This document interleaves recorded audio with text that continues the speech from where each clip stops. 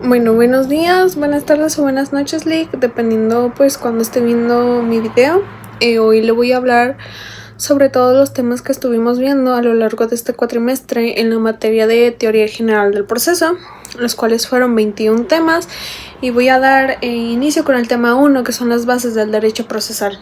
Bueno, el derecho es un sistema racional de normas sociales de conducta que la autoridad declara obligatorias porque las considera soluciones justas a los problemas que surgen en la sociedad. Su finalidad siempre va a ser regular la conducta de las personas mediante el orden jurídico, y también se menciona que el derecho es heterónomo, ya que impone un comportamiento determinado, incluso en contra de la voluntad de las personas. Los principios generales del derecho pues son normas fundamentales que pueden encontrarse de forma expresa o implícita dentro del ordenamiento jurídico y cumplen tres funciones. La directiva es que inspira y orienta a la creación del conjunto de normas jurídicas.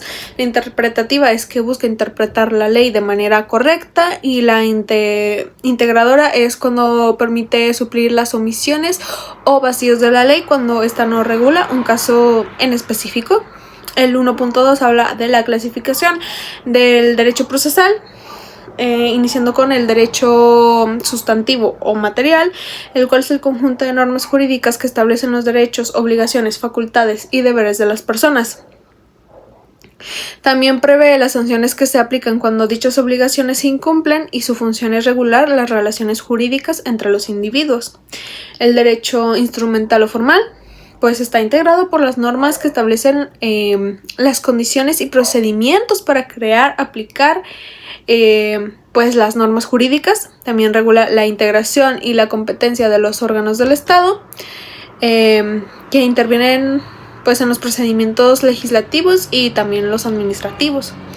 El derecho procedimental es el que define la forma en que deben realizarse los actos jurídicos dentro de un procedimiento. Regula la organización y competencia de los tribunales, las actuaciones del juez y de las partes, así como los requisitos y efectos de los actos procesales.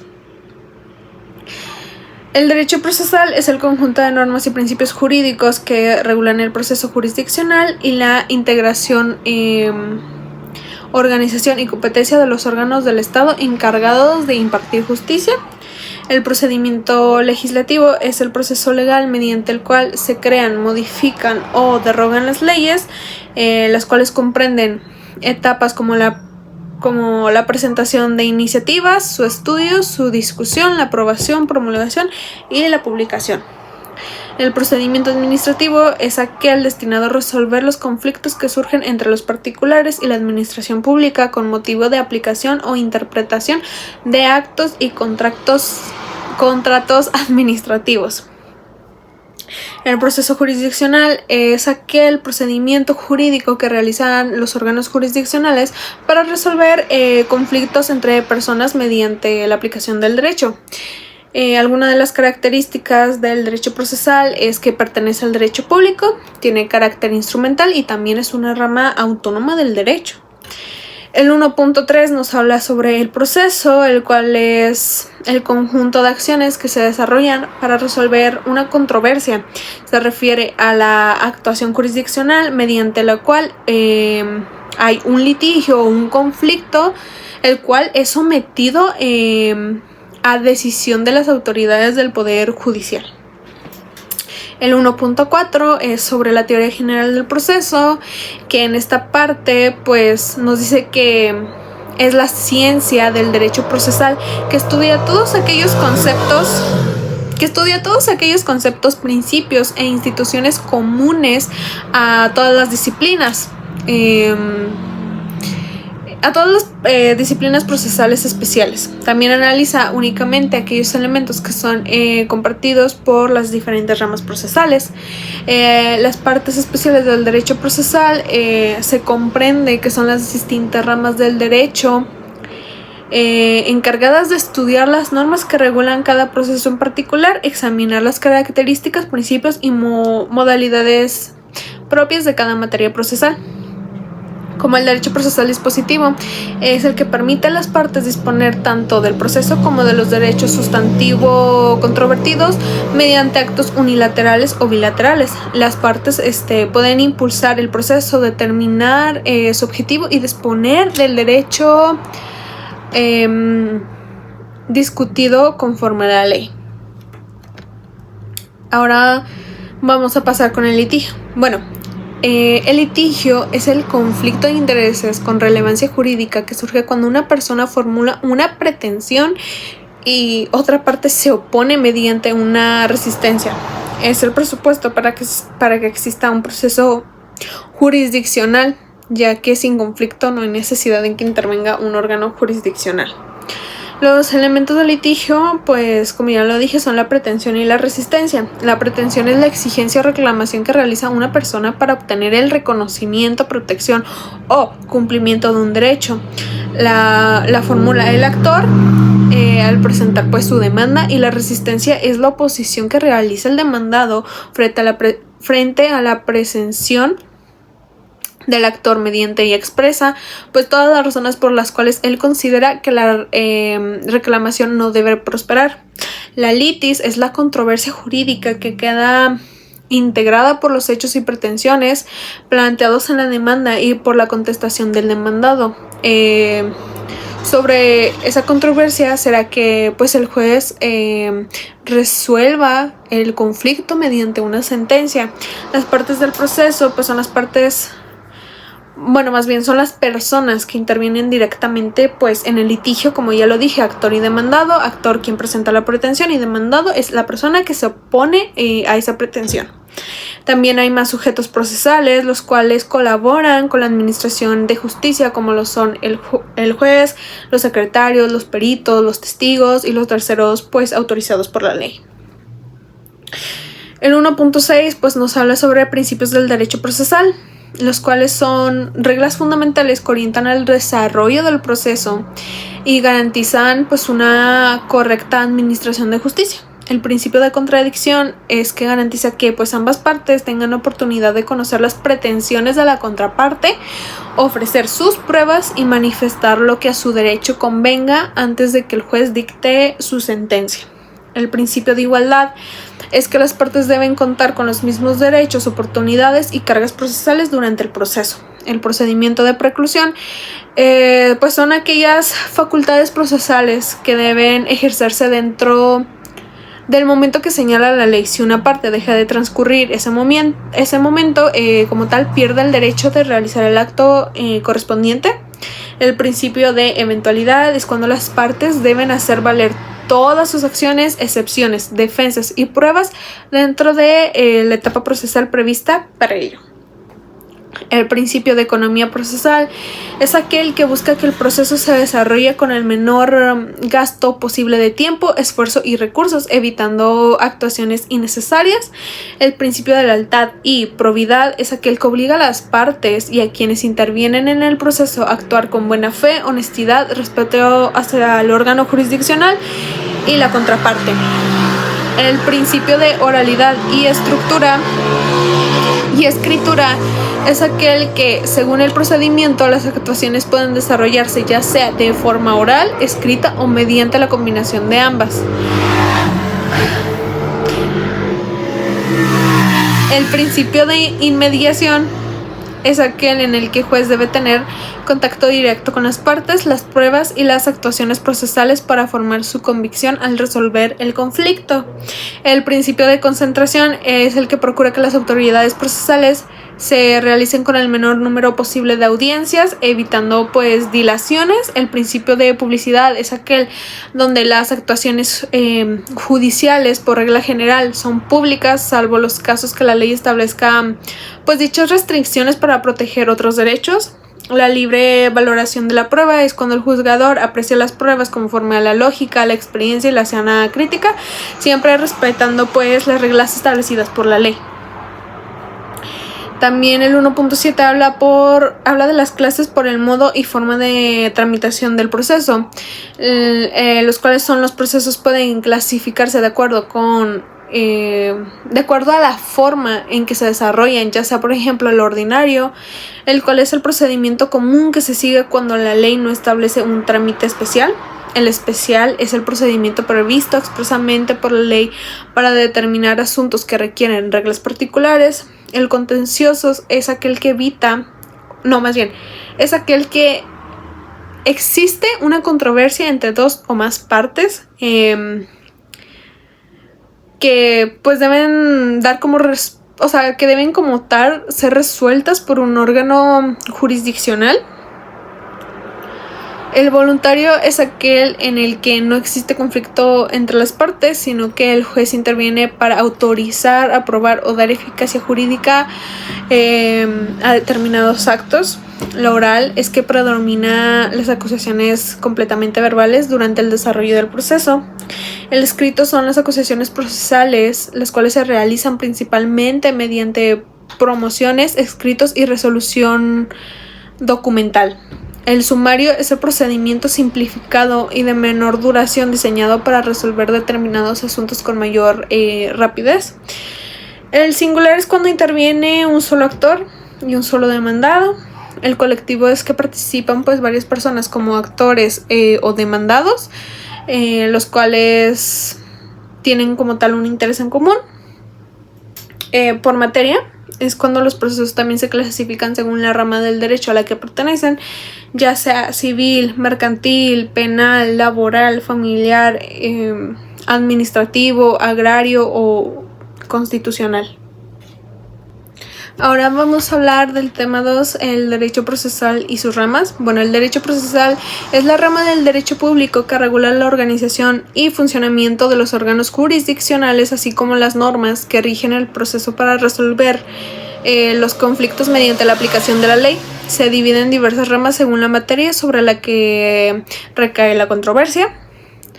Y ahora vamos a pasar con la parte especial del derecho procesal, la cual estudia las normas y procedimientos propios de cada materia. Aunque todas las ramas compartan principios generales, cada una tiene reglas específicas para resolver los conflictos que le correspondan. El derecho procesal civil es la rama que regula el procedimiento mediante los cuales se resuelven los conflictos entre particulares y las relaciones con derechos y obligaciones de naturaleza civil. Su objetivo es solucionar controversias derivadas de relaciones jurídicas privadas, garantizando la aplicación correcta de la ley civil. Las materias que comprende son personas, familia, bienes, obligaciones, contratos, sucesiones o también las responsabilidades civiles. El derecho procesal mercantil es la rama encargada de regular los procedimientos relacionados con los actos de comercio y las relaciones entre comerciantes. Su objetivo es resolver los conflictos derivados de actividades comerciales conforme a la legislación mercantil. Las materias que comprende son los títulos de crédito, las sociedades mercantiles, los contratos mercantiles, los concursos mercantiles y los actos de comercio. El derecho procesal social es la rama del derecho procesal que protege los derechos de los grupos sociales considerados jurídicamente vulnerables y busca pues mantener un equilibrio entre las partes. El derecho procesal del trabajo es aquel que regula los procedimientos mediante los cuales se solucionan los conflictos entre trabajadores y los empleados. Su finalidad siempre será garantizar la protección de los derechos laborales y lograr como tal un equilibrio entre los factores de la producción. Sus principios pues son la igualdad, la celeridad, la conciliación, la gratitud y pues también la justicia social. El derecho procesal agrario es aquel que regula los procedimientos relativos a la propiedad y posesión de la tierra, así como los conflictos derivados del régimen agrario, el cual busca o tiene como objetivo resolver las controversias relacionadas con ejidos, comunidades agrarias o pequeños propietarios. El derecho procesal de la seguridad social es aquel que regula los procedimientos relacionados con los derechos derivados de los sistemas de seguridad social. Las materias que comprende son presenciones, riesgos de trabajo, incapacidades, prestaciones médicas y la seguridad social. El derecho procesal publicístico es aquel que regula los procedimientos donde predomina el interés público y en los que interviene el Estado como autoridad. El derecho procesal penal es aquel que investiga los delitos, determina la responsabilidad penal y aplica las sanciones previstas por la ley. Su finalidad es establecer los hechos, proteger a la víctima, garantizar los derechos del imputado y aplicar como tal la ley penal. El derecho procesal administrativo. Regula todos los procedimientos mediante los cuales los particulares pueden controvertir los actos de la administración pública cuando consideren afectados sus derechos. Su finalidad siempre será controlar la legalidad de los actos administrativos y proteger, los derechos de los gobernados. El derecho procesal constitucional. El derecho procesal constitucional es la rama encargada de estudiar los procedimientos destinados a garantizar la supremacía de la Constitución y la protección de los derechos fundamentales. Su finalidad siempre será asegurar que todas las autoridades actúen conforme a la Constitución. El juicio de amparo es el medio de control constitucional que protege a las personas contra actos de autoridad que violan los derechos humanos reconocidos por la Constitución y los tratados internacionales. Las controversias constitucionales son aquellos procedimientos mediante los cuales se resuelven conflictos de competencia entre los distintos niveles u órganos de gobierno previstos por la Constitución. Las acciones de inconstitucionalidad son aquellos procedimientos que tienen por objeto determinar si una ley o norma general es contraria a la Constitución. El derecho procesal electoral es aquel que regula los procedimientos relacionados con los procesos electorales y la protección de los derechos político-electorales de la ciudadanía. Su objetivo es garantizar la legalidad y constitucionalidad de los actos electorales. El derecho procesal familiar y del Estado civil es aquel que regula los procedimientos relativos de las relaciones familiares y al estado civil de las personas. Las materias que comprende son el matrimonio, el divorcio, la filiación, la adopción, la patria potestad, la custodia, los alimentos o el estado civil de las personas.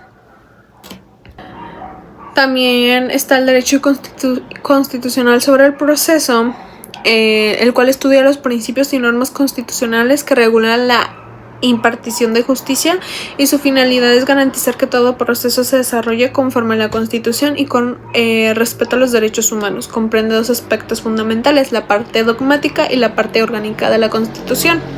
Los derechos humanos y garantías en la parte dogmática nos dice que contiene el catálogo de derechos humanos y las garantías para su protección. En materia procesal, estos derechos aseguran que toda persona tenga acceso a la justicia y que los procedimientos se desarrollen respetando la legalidad, la igualdad y la seguridad jurídica. Entre los principales derechos se encuentra acceso a la justicia, igualdad ante la ley, derecho de audiencia, derecho de defensa, debido proceso, seguridad jurídica y tutela jurídica judicial efectiva. Estos derechos obligan a todas las autoridades a respetar las garantías procesales de las personas. También habla sobre las garantías del proceso penal, donde la Constitución reconoce las garantías específicas para proteger tanto a la víctima como a la persona imputada. Entre ellos destacan la persecución de inocencia, el derecho a una defensa adecuada, el derecho a guardar silencio, derecho a ser informado de los hechos que se le imputan, el derecho a ofrecer y controvertir pruebas, el derecho a ser juzgado por un tribunal competente e imparcial y el derecho a un proceso público dentro de un plazo razonable. Estas garantías buscan evitar arbitrariedades y asegurar un juicio justo para ambas partes. Las bases constitucionales en la parte orgánica establece la organización del Estado y determina qué autoridades ejercen la función jurisdiccional. Regula principalmente la división de poderes, la organización del poder judicial, las facultades del juez y tribunales, la competencia de los órganos jurisdiccionales y los mecanismos constitucionales de control. Y su finalidad es asegurar que la impartición de justicia sea realizada por autoridades legalmente constituidas y competentes. El derecho internacional sobre el proceso. Bueno, es el que estudia las normas internacionales que reconocen y protegen los derechos humanos relacionados con la administración de justicia. Estas normas provienen principalmente de tratados internacionales, convenciones internacionales o pactos sobre derechos humanos. Su objetivo será garantizar que los estados respeten los principios fundamentales del debido proceso y el acceso efectivo a la justicia. El derecho procesal internacional regula los procedimientos judiciales en los que existe pues un elemento extranjero y se procura de determinar la competencia internacional de los tribunales, la cooperación entre autoridades de distintos países, el reconocimiento y ejecución de sentencias extranjeras, el cumplimiento de exhortos y cartas rogatorias internacionales y la aplicación de tratados internacionales en materia procesal. Su finalidad es facilitar la solución de controversias cuando intervienen personas, bienes o actos jurídicos relacionados con más de un estado.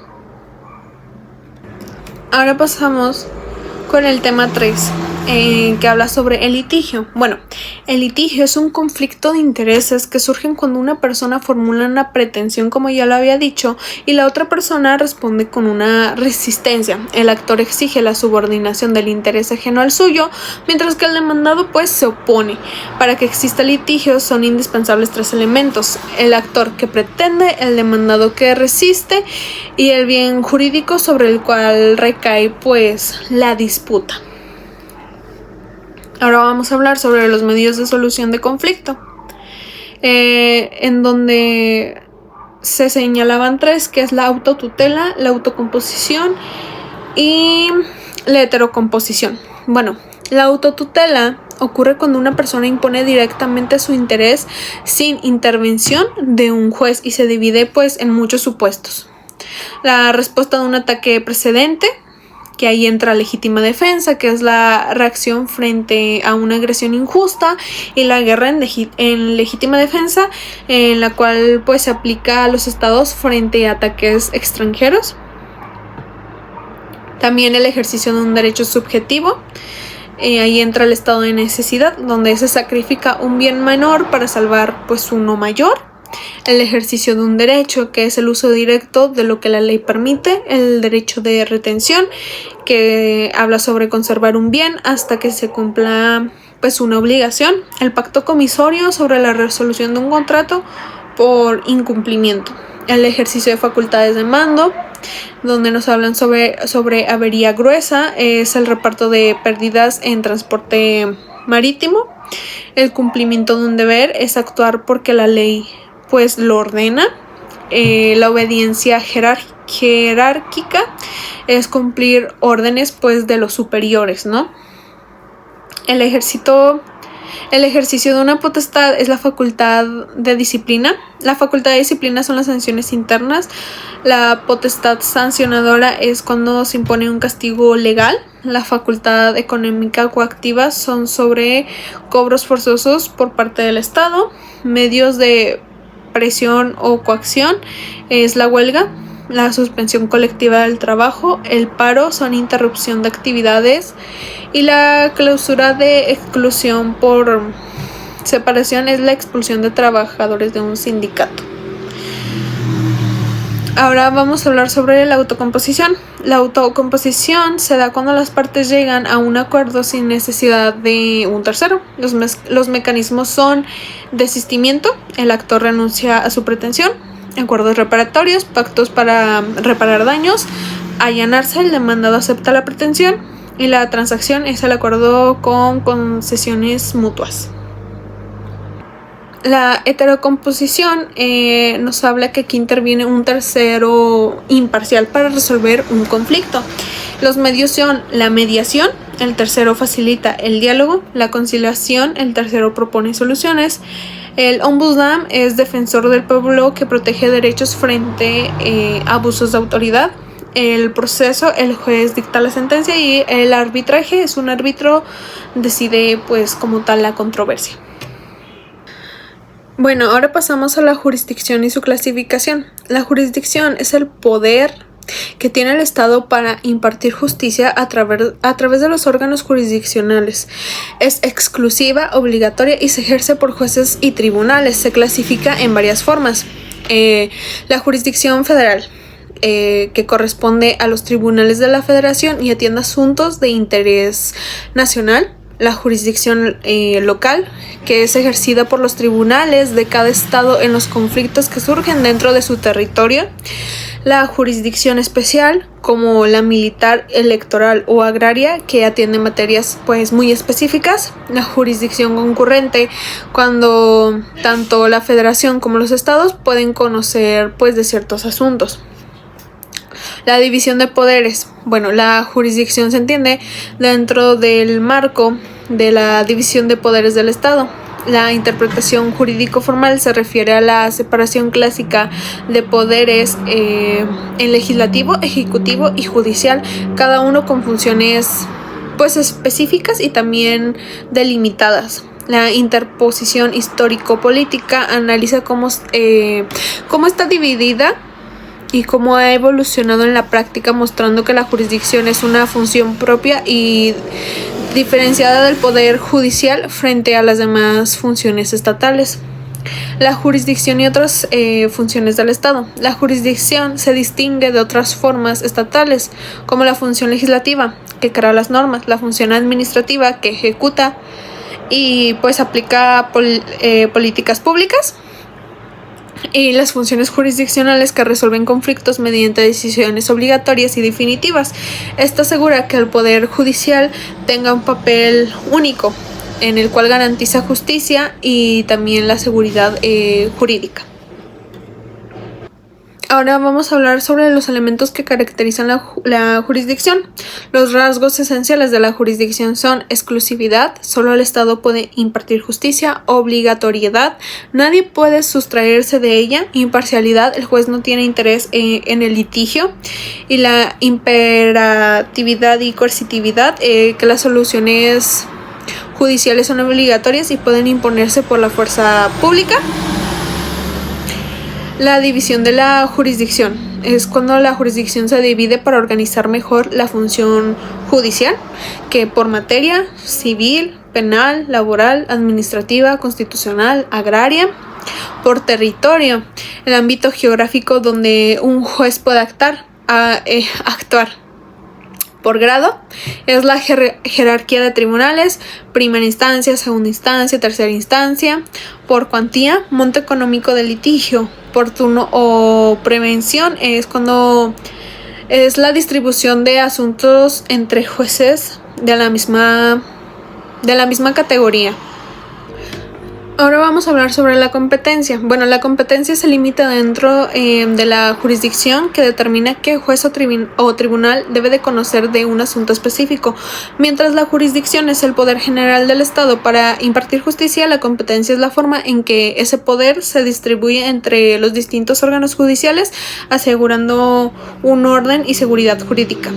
Los criterios de competencia. Los criterios que definen la competencia son, como ya lo había dicho, por materia, se refiere al tipo de asunto: civil, penal, laboral, administrativo, agrario, etc. Por territorio, el lugar donde ocurrió el hecho o donde residen las partes. Por cuantía, el valor económico del litigio. Y por grado, la jerarquía de tribunales: primera instancia, segunda, tercera, apelación, casación. Estos criterios permiten distribuir los casos de manera pues más ordenada para poder evitar conflicto entre jueces. Las condiciones de competencia pues pueden ser objeto de discusión entre las partes y existen mecanismos para resolverlo, como competencia declinatoria, que es cuando una parte solicita que el juez se aparte del caso porque considera que no es competente para resolverlo y que lo remita al juez que sí lo sea. La competencia inhibitoria, cuando se pide que un juez impida a otro conocer del asunto, reclamando por sí la competencia. O sea, ambas figuras buscan que el caso sea atendido por el juez correcto, evitando duplicidad o errores en la tramitación del mismo. La imparcialidad del juzgador. Bueno, la imparcialidad nos dice que es una condición esencial de la competencia. El juez debe de ser un tercero ajeno al conflicto sin un interés personal en el litigio, para que pueda garantizar que su decisión sea en base únicamente a la ley y en las pruebas que van a ser presentadas. La imparcialidad asegura confianza en el sistema judicial y también protege la seguridad jurídica de ambas partes. Ahora vamos a hablar sobre la acción. Bueno, la acción es el derecho de acudir ante los tribunales para reclamar la tutela jurisdiccional. Siempre está pues como tal precedida de la pretensión porque quien acciona lo hace en función de ella. Es la llave que abre el proceso y permite que el juez conozca y resuelva pues el conflicto. La naturaleza jurídica de la acción pues dice que la acción como derecho natural se concibe como un derecho inherente a la persona para exigir justicia. También habla sobre el debate de Winchester Mother. No sé si lo pronuncié bien, maestra, perdón si no, pero ahí él nos habla sobre la discusión doctrinal sobre si la acción es un derecho autónomo o simplemente un aspecto de derecho sustantivo. La acción como derecho a la tutela concreta se entiende pues como el derecho de obtener una respuesta específica del juez frente a la pretensión planteada. La acción como derecho abstracto se concibe como el derecho de acudir ante el juez sin importar si la pretensión es fundada o no. También nos habla sobre los sistemas de Liebman. Perdón si no lo pronuncio bien, una disculpa, pero él planteaba que la acción es independiente del derecho material y que basta con tener interés jurídico para poder, pues como tal, accionar. Las condiciones de la acción, para que la acción pueda o proceda, debe cumplirse ciertas condiciones. Por ejemplo, el interés jurídico. Es la necesidad de obtener una resolución judicial. La pretensión, donde pues es la exigencia de una subordinación del interés ajeno al propio. La clasificación de las acciones por el tipo de resolución de la demanda, que son las acciones declarativas, donde buscan que el juez declare la existencia o inexistencia de un derecho. Las acciones constitutivas pretenden crear, modificar o extinguir una situación jurídica. Acciones de condena buscan que el juez ordene al demandado pues cumplir una obligación. Las acciones ejecutivas pues persiguen la ejecución forzosa de una obligación, y las acciones cautelares buscan medidas provisionales para asegurar pues el resultado del juicio. Por el tipo de interés que se busca. Las acciones de protección defienden derechos fundamentales. Las acciones particulares pues protegen intereses individuales. Las acciones públicas pues buscan proteger intereses colectivos de toda una sociedad, y las acciones colectivas pues defienden los derechos de pues un grupito determinado, ¿no? Por el derecho subjetivo material, las acciones civiles relacionados con derechos privados, acciones mercantiles vinculadas a actos de comercio, acciones laborales derivadas de las relaciones de trabajo, y los tipos de acciones laborales pueden ser individuales o colectivas, dependiendo si se protege a un trabajador o a todo un grupo de trabajadores. Ahora hablamos de la excepción. Bueno, la excepción es el medio de defensa del demandado frente a la acción del actor. Permite controvertir la pretensión y evitar que pues esta misma prospere.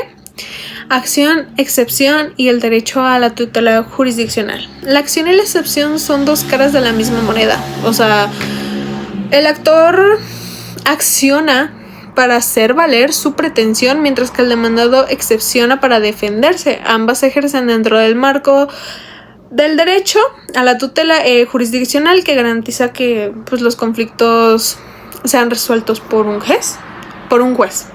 Las excepciones y defensas son los medios que tiene el demandado para oponerse a la acción. Pueden ser procesales, como la incompetencia del juez, o de fondo, como la inexistencia del derecho reclamado.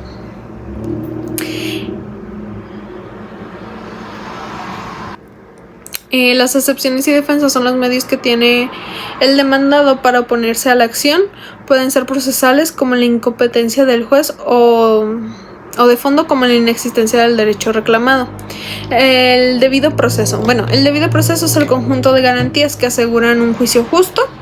Las características o condiciones del debido proceso es cuando incluye la igualdad de partes, la oportunidad de defensa, la imparcialidad del juez, la legalidad de las acusaciones. La clasificación de excepciones son cuando las excepciones se clasifican según la naturaleza, ya sea procesal, sustancial o supervivientes.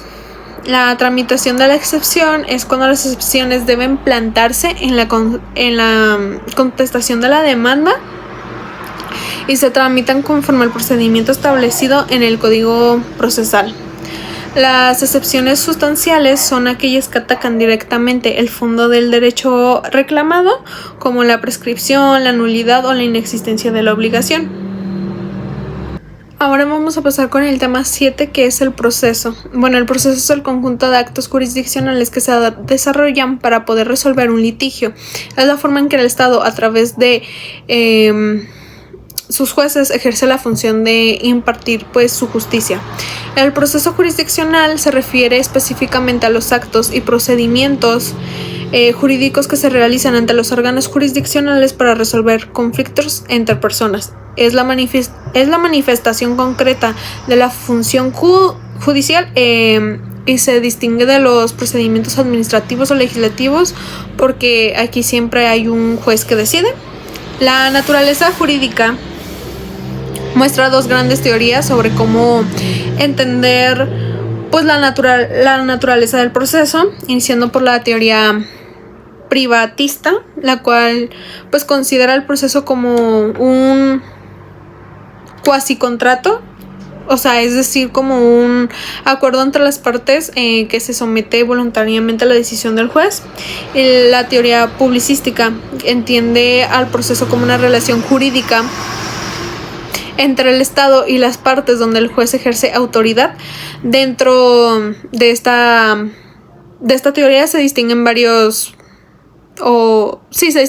concepciones, que son la relación jurídica, vínculo entre el juez y las partes; la situación jurídica, posición de las partes frente al poder del Estado; la institución, el proceso como una organización con reglas propias; y la entidad jurídica compleja, el proceso como un sistema integrado de actos regulados por la ley.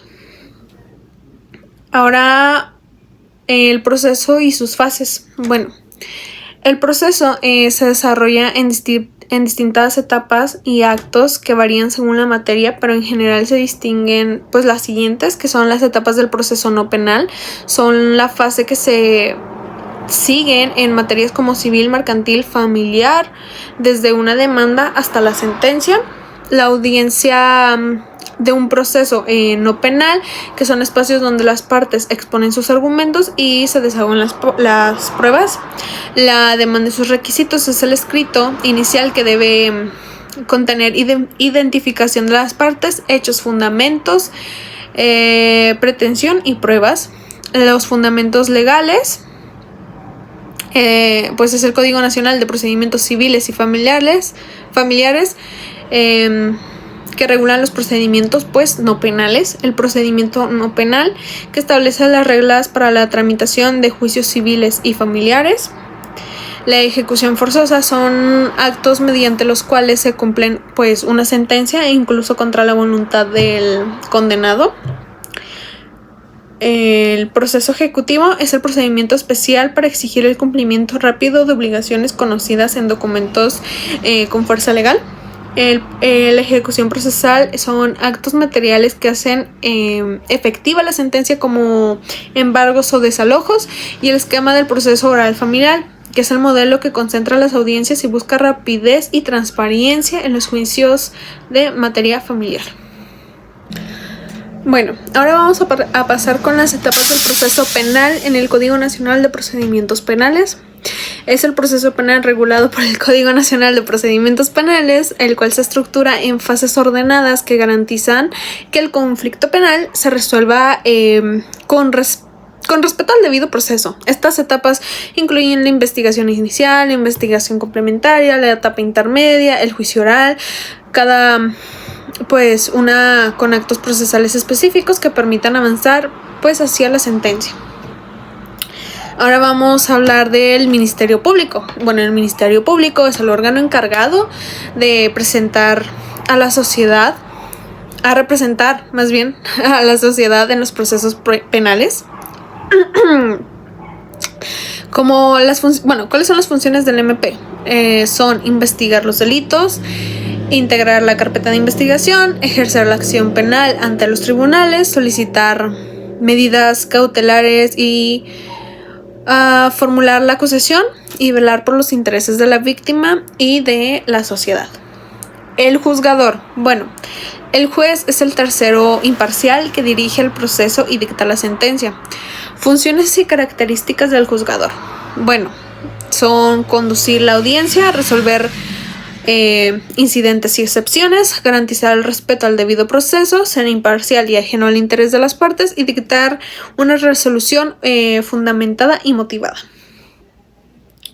Ahora vamos a hablar sobre las partes y otros participantes que en el proceso penal intervienen distintos sujetos procesales. Aquí las partes: el actor, que son Ministerio Público o víctima que formula la pretensión, el demandado o imputado es en quien reside la acusación, y el juez es el órgano jurisdiccional imparcial. Las condiciones generales de las partes.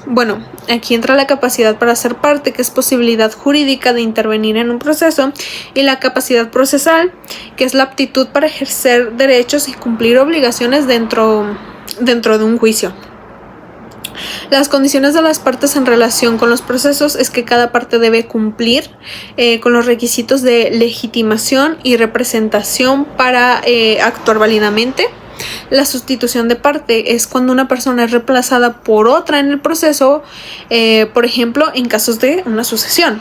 El litisconsorcio es cuando varias personas actúan conjuntamente como actores o demandados en un mismo proceso. Los terceristas y terceros son sujetos que, sin ser parte como tal principal, intervienen en el proceso porque tienen un interés jurídico en el resultado. La abogacía son los abogados representantes formalmente de las partes, los cuales aportan todos los conocimientos técnicos y garantizan la defensa adecuada. Ahora vamos a hablar sobre los colaboradores del juzgador. Aquí es cuando el juez no actúa solo en el proceso, sino que cuenta con apoyo de distintas instancias. Por ejemplo, las oficinas judiciales auxiliares son dependientes que ayudan al juez en la tramitación de los asuntos. Por ejemplo, notificar, hacer la notificación, los actuarios o secretarios que cumplen funciones técnicas y administrativas para que el proceso avance correctamente. Otras definiciones podría ser que incluyen aquí todos aquellos órganos o personas que, sin ser parte principal, colaboran con la función jurisdiccional, asegurando que las resoluciones se ejecuten conforme a las acusaciones y que todo se realice conforme a la ley. Los actos procesales son las acciones jurídicas que realizan las partes, el juez y los terceros dentro del proceso. Las condiciones del acto procesal es que cada acto debe cumplir con requisitos mínimos para poder ser válido, como estar dentro del proceso y tener una finalidad jurídica. La condición del acto procesal y para su validez es que se exige que el acto cumpla con 3 elementos, que son la forma, debe realizarse conforme a lo que marca la ley, escrito, oral, notificación, etc., el tiempo que debe practicarse dentro de los plazos establecidos y el lugar que debe realizarse en el espacio señalado por la norma, que son tribunales, las audiencias, etc. La clasificación de los actos procesales. Bueno, los actos procesales se dividen según quién los realiza. Los actos procesales de las partes o actos de petición, cuando las partes solicitan algo al juez, ejemplo, una demanda, una contestación. Actos de prueba, que es el ofrecimiento y desahogo de pruebas. Los actos de alegación, que son la exposición de argumentos finales, y los actos de impugnación, que son recursos contra resoluciones. Los actos de disposición son desistimiento, allanamiento o transacción. Y los actos procesales del órgano jurisdiccional, donde entra la resoluciones judiciales, que son las sentencias, autos y decretos. Las audiencias son los espacios donde se escuchan a las partes y se desahogan las pruebas. Y los actos de ejecución, que son el cumplimiento forzoso de las resoluciones. Los actos procesales de los terceros o actos de prueba son la participación de testigos y peritos. Y actos de cooperación son colaboración de terceros en la ejecución o en la práctica de diligencias. Ahora vamos a hablar sobre la sentencia. La sentencia es la resolución judicial más importante porque pone fin al litigio. Según las diapositivas que nos dio, pues se clasifica en definitiva o principal, la cual resuelve de manera total la controversia, determinando si la pretensión del actor procede o no. La interlocutoria es donde se dicta durante el proceso para resolver cuestiones incidentales o secundarias sin conducir al juicio. Los autos son resoluciones de trámite que no deciden el fondo del litigio, pero permiten que el proceso avance. Son actos necesarios para ordenar y dar curso a las acusaciones judiciales. La comunicación procesal es el conjunto de actos mediante los cuales el órgano jurisdiccional se relaciona con las partes o con otros órganos. La clasificación de la comunicación procesal. Oficio es la comunicación escrita emitida por el juez o el tribunal. El exhorto es la solicitud que un juez hace a otro de igual jerarquía para practicar una diligencia fuera de su territorio. Una carta rogatoria internacional es la petición a autoridades extranjeras para realizar actos procesales en otro país. De requerimiento es cuando se ordena es una orden directa del juez para que una persona cumpla con una obligación procesal. El procedimiento es el acto por el cual se llama pues al demandado para que comparezca y conteste la demanda. La notificación es el acto mediante el cual se informan las partes la resolución judicial. Las formas de notificación, puede ser personal, donde se entrega directamente al interesado, por cédula, un documento escrito que se deja en el domicilio, por lista, en la publicación de listas del tribunal. Edictos, que son publicaciones en medios oficiales cuando se desconoce el domicilio. Correo certificado, envío por servicio postal con acuse de recibo. O portal de servicio, que son la notificación electrónica o a través de la plataforma jurisdiccional. Ahora vamos a hablar sobre la ineficacia. La ineficacia... Perdón por el ruido. La ineficacia se refiere a la falta de efectos jurídicos de un acto procesal. Es decir, cuando un acto dentro del juicio no produce consecuencias legales porque no cumple con los requisitos establecidos pues por la ley. Los grados de ineficacia procesal. Se señalaban 3 niveles, iniciando con la inexistencia, que es el acto que el acto nunca llegó a formarse jurídicamente, por lo que no pudo proceder con efectos. La nulidad absoluta es cuando el acto existe, pero está afectado por un vacío tan grave que no lo invalida de manera total y no puede ser convalidado. Y la nulidad relativa es el acto cuando el acto tiene defectos menos graves que permiten su corrección o convalidación siempre que no se afecte de manera esencial el derecho de las partes. Los principios de nulidad procesal. Bueno, los principios que rigen la nulidad de los actos procesales son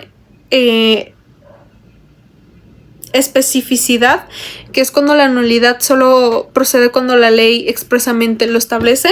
La trascendencia, el vicio debe afectar de manera real los derechos de la parte o el resultado del proceso. La protección, la nulidad busca proteger a la parte afectada, no controvertir en un obstáculo innecesario. La convalidación, ciertos defectos pueden ser subsanados si se corrigen oportunamente o si la parte afectada no los reclama. Ahora vamos a hablar sobre los medios de impugnación. Bueno, los medios de impugnación son los recursos que permiten a las partes cuestionar pues las resoluciones judiciales dentro del proceso. Se clasifica en incidente. Se promueve durante el juicio para resolver cuestiones accesorias o secundarias que surgen en el desarrollo del proceso.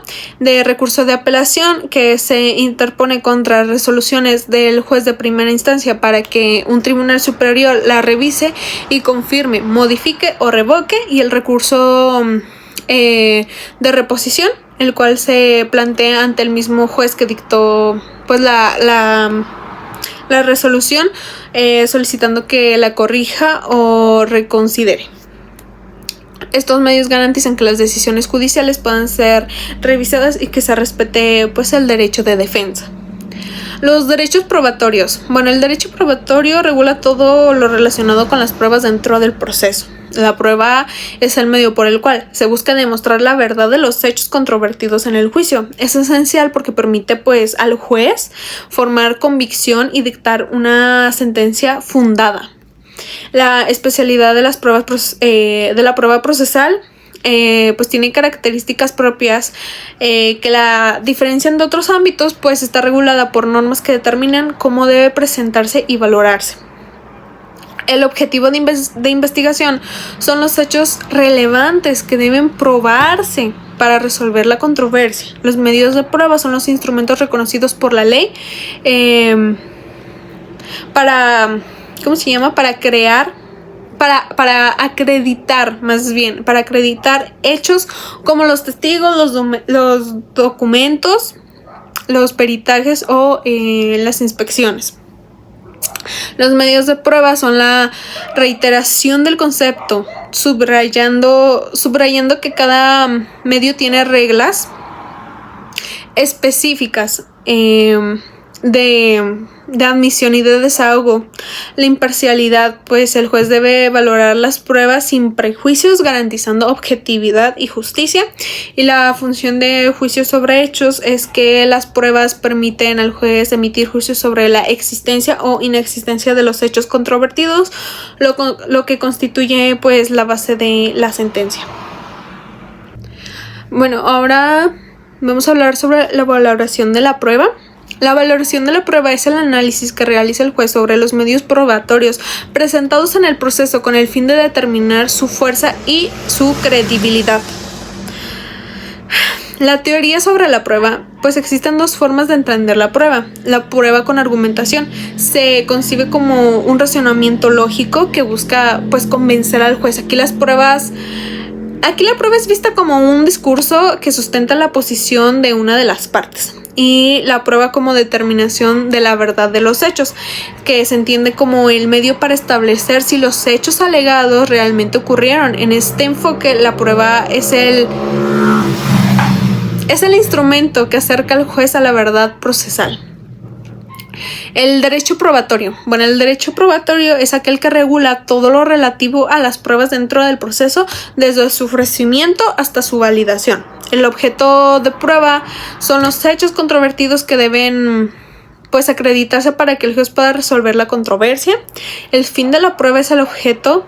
El fin de la prueba, su objetivo es convencer al juez sobre la existencia o la inexistencia de los hechos, permitiéndole dictar una sentencia justa. El procedimiento probatorio es el conjunto de actos que regulan cómo se ofrecen, admiten, preparan y desahogan las pruebas en el juicio. La carga de prueba se refiere a quien corresponde probar los hechos. Generalmente el actor debe probar su pretensión y el demandado sus defensas. El derecho a la prueba es la garantía procesal que asegura a las partes la posibilidad de ofrecer y desahogar pruebas para defender sus intereses.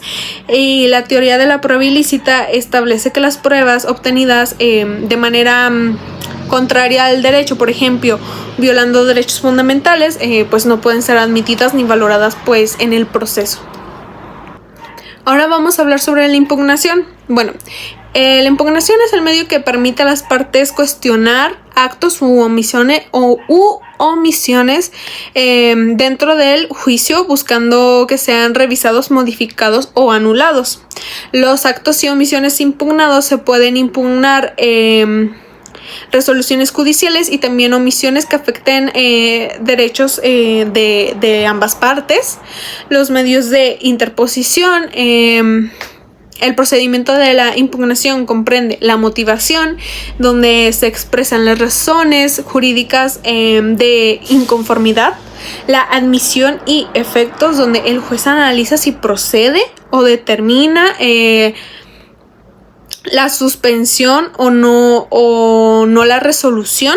La sustantación, donde se tramita el recurso dando oportunidad a las partes de argumentar, y la resolución, donde el órgano competente dicta por fin la sentencia final, beneficiando a una de las partes o no.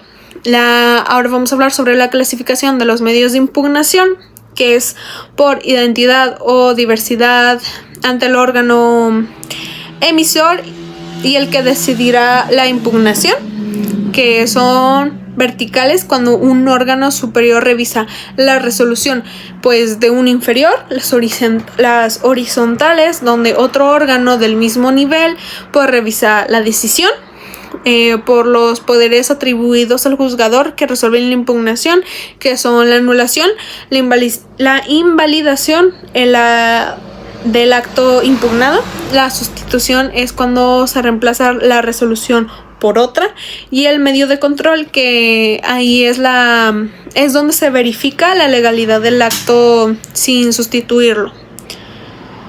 Bueno, ahora vamos a hablar de las especies, que son incidentes, que son cuestiones accesorias dentro del proceso; los recursos, que son mecanismos formales de revisión, apelación o reposición; o el proceso impugnativo, que son procedimientos autónomos destinados exclusivamente a revisar actos procesales.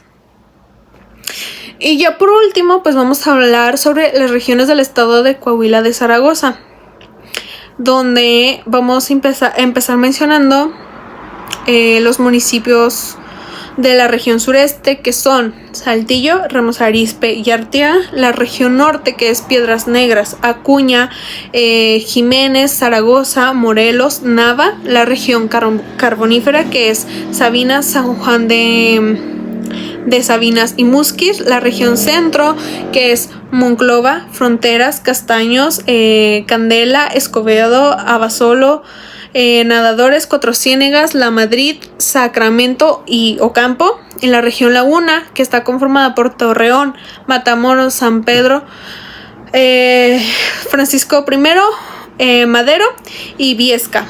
Cada región tiene una importancia económica, social y cultural, y esta división se estudia para entender el contexto en el que se aplica el derecho procesal y la administración de justicia en Coahuila.